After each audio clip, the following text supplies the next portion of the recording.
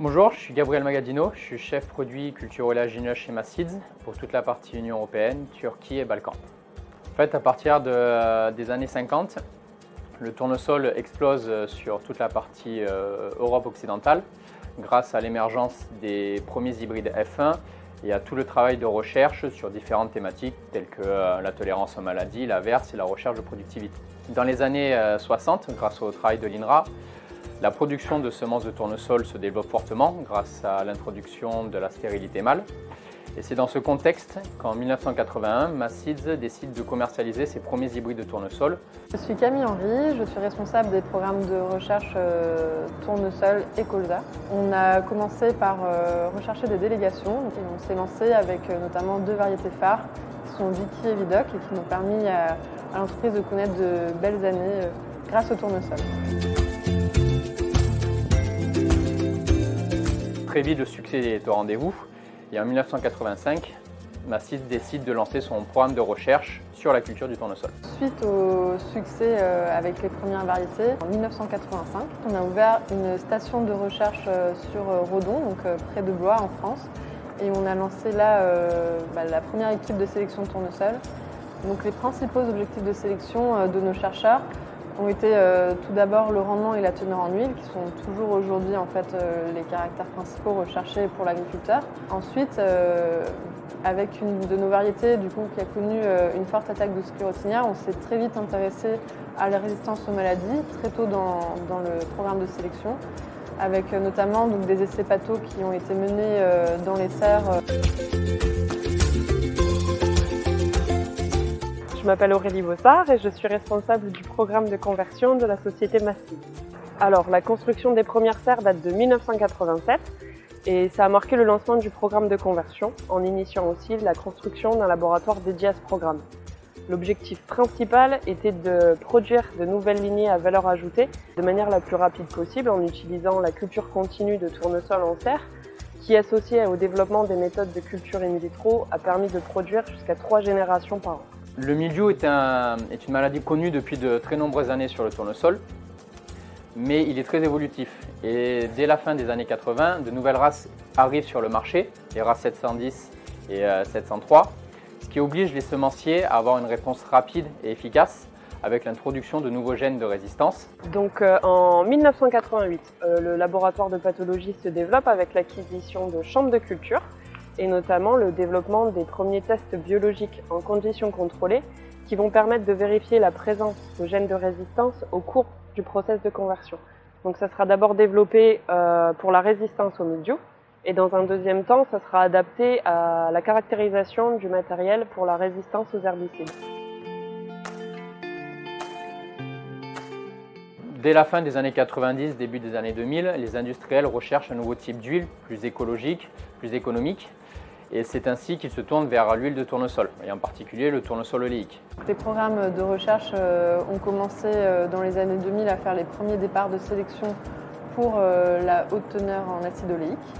Et on a également lancé un programme de conversion en serre qui permettait d'introgresser le caractère de haute teneur en acide oléique dans notre génétique. Au début des années 2000, c'est le développement du marquage moléculaire. Ça va nous permettre de soutenir le programme de conversion, grâce à quoi on va pouvoir gagner en efficacité, notamment en remplaçant les tests biologiques mildiou et herbicides qui seront alors utilisés uniquement à des fins de validation. À la fin des années 2000, la sélection assistée par marqueur a été implémentée dans les programmes de sélection.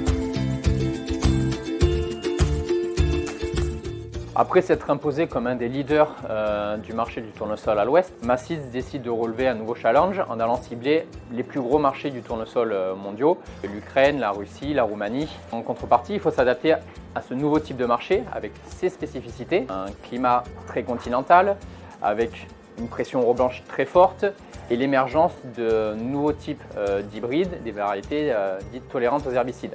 On est arrivé du coup en Roumanie à partir de 2006, donc c'était la création de la filiale roumaine, avec aussi donc, la création d'un second programme de sélection tournesol.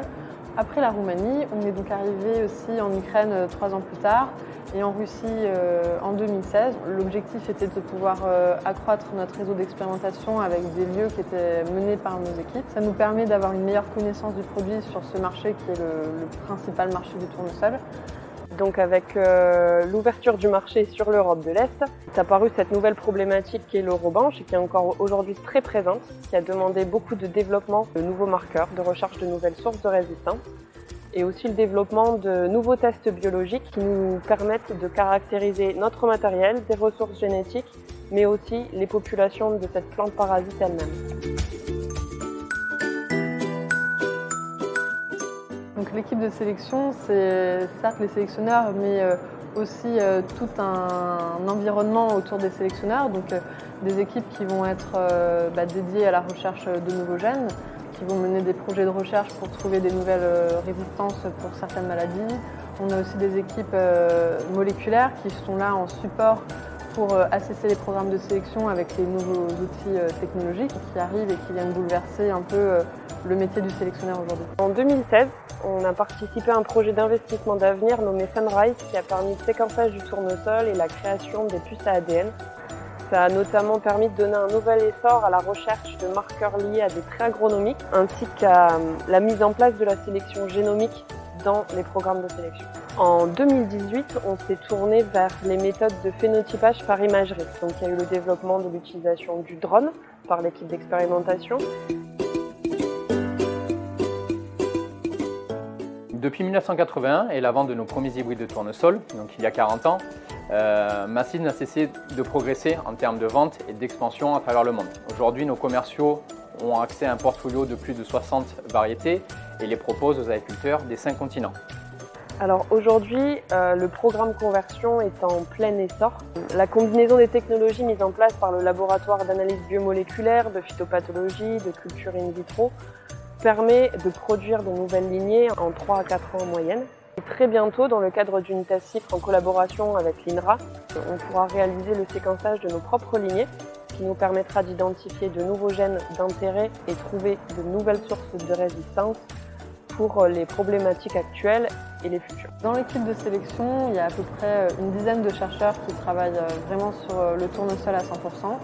Après, bien sûr, on est aussi lié à beaucoup d'équipes support, le laboratoire d'analyse moléculaire, le programme de conversion qui se fait en serre, le réseau d'expérimentation, le réseau de production. À l'échelle de Massids, c'est une très grosse équipe qui est sur le tournesol à la recherche.